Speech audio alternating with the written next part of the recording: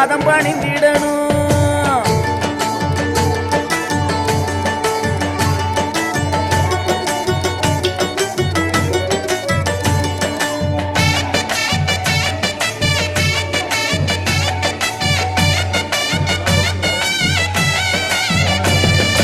தாங்கும் இருமுடிதாகது ஐயன் திருவடிதா விதி பாரம் குறைச்சிடுந்தா நம்ம பாவம் மறைஞ்சிடுந்தா.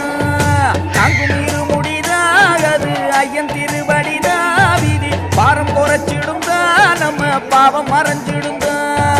சொல்லுங்க சொல்லுங்க ஐயனின் நாமம் சொல்லிட சொல்லிட வந்திடும் யோகம். சொல்லுங்க சொல்லுங்க ஐயனின் நாமம் சொல்லிட சொல்லிட வந்திடும் யோகம்.